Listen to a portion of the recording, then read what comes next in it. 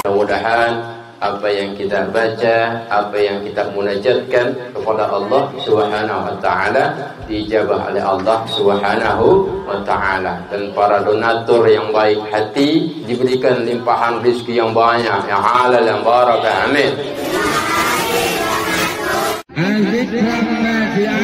Aktivitas sebelum fasilitas. Aktivitas istimewaannya Asyura. Apa Ustadz? Di antaranya hebatnya fadilah puasa Asyura.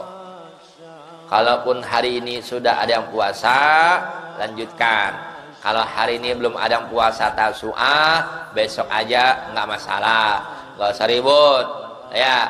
Tapi memang fadilahnya dikatakan puasa yang paling afdal setelah bulan Ramadan adalah puasa hari Asyura. Maka dikatakan saumu yaumi Asyura kasaumi yaumid dahri.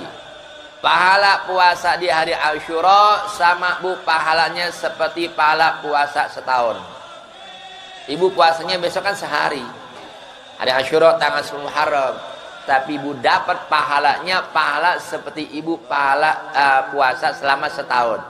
Kira-kira Ibu pernah nggak puasa setahun? Boro-boro. Yang Ramadan aja kadang bolong, ya kan? Apalagi maaf perempuan yang masih produktif, ya udah jelas itu kalah, ya kan? Yang menang paling udah nenek-nenek yang menopause, ya kan? Jadi besok kalau yang mau puasa biar dikejar, usahakan. Dan juga apa? Hikmahnya puasa Asyura yukaffir sanatal madiyah.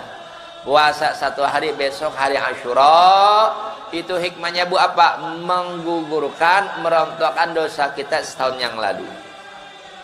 Ibu emang nggak mau dosa setahun yang lalu ampunin? Mau nggak kira-kira? Mau banget. Karena kita apa? Jujur kita ini banyak salah, banyak dosa. Kita yang laki kadang-kadang salah khilaf sama bini kita. Ibu sebagai perempuan kadang-kadang sama lakinya khilaf. Nyuciin celana baju laki, di dompetnya ada uang, di celananya ada uang. Bang, ada kertas nih, merah sama biru. Kertas apaan, Bu? Au. Padahal kertas apaan? Ya Allah. Jadi pentingnya kita apa? Kalau besok sanggup puasa. Adapun kalau hari ini yang puasa, karena memang Nabi yang sabdakan, Nabi yang katakan, kalau aku sampai pada tahun depan, maka aku akan puasa di tanggal 9, maksudnya Tasu'ah. Kenapa? Mukhaliful Yahud, untuk ngebedain sama orang Yahudi. Nabi dapati Bu, orang Yahudi dia ada Asyura pada pesta, oh seneng girang.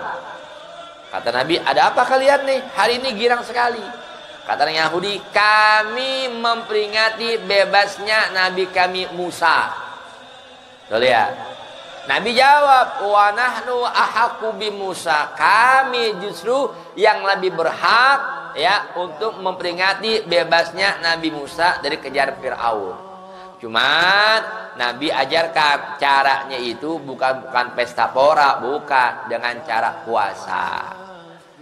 Nah, buat para suami, kita ini Ustaz Ibrahim, kalau kebetulan suami-suami ibu yang berkeluasan rezeki, man wassa'a ala iyalihi yauma Asyura, siapa orang yang meluaskan belanja keluarganya di hari Asyura, wassa'allahu rizqahu sanata kullah.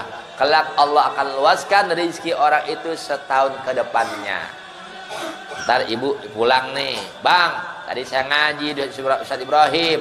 Ustaz Sapi kasih tahu kenapa besok hari Asyura. Iya, ayah tahu. Mah ada apaan? Kalau ayah tahu masa nggak paham? Ya apaan? Besok Asyura. Ya ada apaan? Belanja double. Kalau lakinya ada duitnya. Kalau yang laki yang paham, besok ibu nggak usah repot ke pasar masak. Gimana ya? Kita jalan-jalan, makan di luar sambil lewat toko emas.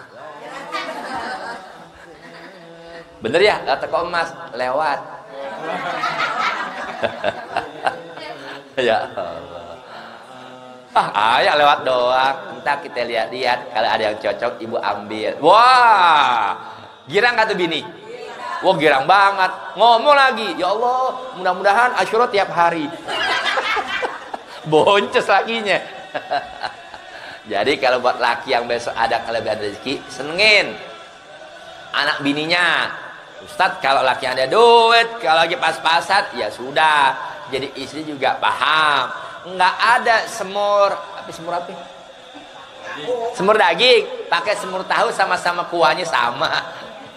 Istilahnya apa? Udah besok berusaha nyenengin anak bini, ya. Tapi kita juga jangan lupa kalau bisa puasanya. Nah itu ya. Jadi besok apa namanya yang berkeluasan rezeki, umpama ada santri, kapan aja, nggak harus besok. Kali pekan depannya umpama ada yang santri yatim, ibu sisihkan sedikit, bantu tolong. Tadi ana wa kafirul yatim kahataini fil jannah. Orang yang ikut andil nyantunin anak yatim, dia ngerawat anak yatim, nanti Nabi kasih jaminan dia dalam surga dekat sama aku. Ya Allah, girang bu. Ibu di dunia aja ada artis yang ibu ngefans, di like, jadi pengikutnya. Padahal belum tentu tuh artis bisa nolongin ibu di akhirat. Lah ini Nabi kita yang jelas, udah kita bahas tadi. Nabi kita yang kelak pasti ngasih syafaat sama kita jadi umatnya nih. Amalin tuh yang Nabi suruh.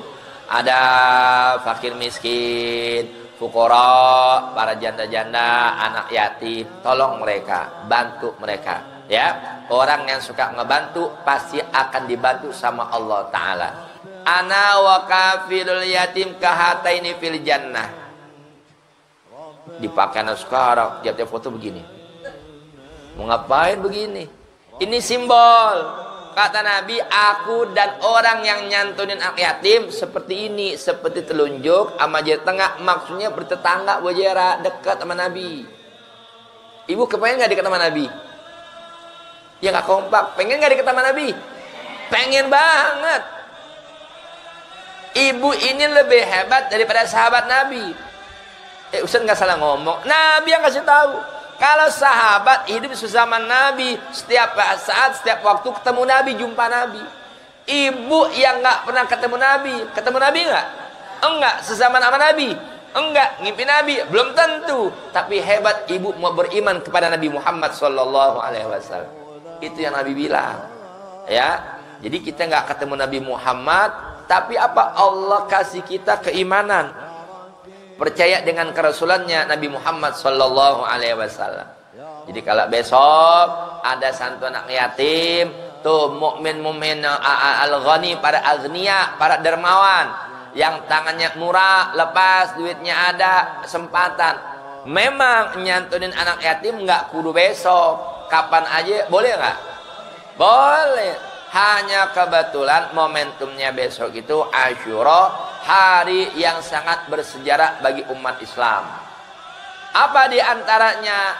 Hari Asyura, Ustaz Ibrahim, hari pertama Allah ciptakan alam semesta. Hari Asyura Allah terima taubatnya Nabi Adam alaihissalam. Hari Asyura Allah selamatkan Nabi Yunus yang dimakan ikan. Hari Asyura Allah selamatkan Nabi Musa dari kejaran Fir'aun. Hari Asyura Allah selamatkan Nabi Ibrahim saat mau dilempar di ketapel sama Raja Namrud, mau dibakar. Ya, Nabi Ibrahim. Kalau ini Ustaz Ibrahim. Ya, mau dibakar tuh Nabi Ibrahim.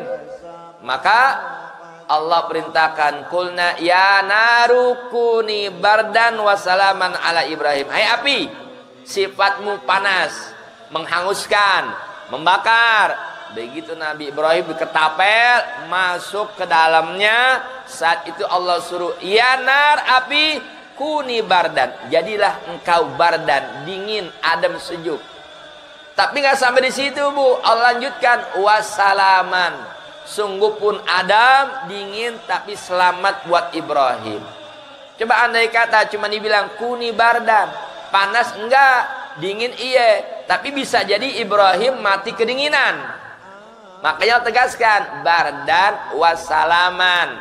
Hai api, kau sifatmu aslinya panas, membakar, menghanguskan, Aku perintahkan kau berubah jadi adem dingin sejuk, tapi bikin selamat buat Ibrahim. Selamat Nabi Ibrahim. Itu di hari Asyura. Jadi banyak yang mengambil momentum esok ini hari Asyura sampai masyhur di telinga kita Ustaz Ibrahim ada julukan apa? Lebaran anak yatim. Padahal mah di kitab kagak ada lebaran anak yatim. Kita aja. Kenapa? Itu semata-mata momentumnya tafaul mencontoh. Kita ingin ikut memberikan apa? Kesenangan buat saudara kita anak yatim yang ditinggal mati oleh bapaknya. Ustaz Ibrahim ngaji, tanya gurunya Habib Zain, emang ada di kitab tulisannya piatu? Ada yatim doang. Yatim itu anak yang ditinggal mati bapaknya. Ya kan? Sekarang ada anak yang mati emaknya duluan, bapaknya masih hidup. Disebut anak yatim enggak? Ya kagak, bapak masih ada. Kadang-kadang bapaknya yang Paul, tahu Paul? Ada santri anak yatim. Nak, kamu ikut sana. Apaan ayah? Itu kan acara anak yatim. Kamu kan udah meninggal, mamamu. Emak yang meninggal, bapak masih hidup. Diem. Kalau tanya bapaknya hidup enggak? Dia udah mati. Nyumpain dia sendiri. Bukan. Makanya Bu saya kasih masukan. Kalau ada panitia, dia mau nyari anak yatim. Ustadz, tapi ini orang ekonominya pas-pasan. Dia kata bapaknya kerja, tapi kelihatan Ustadz kesian hidupnya. Oke. Tapi dia nggak masuk kategori yatim mujera, masukkan kategori fuqara wal masakin. Jadi adil.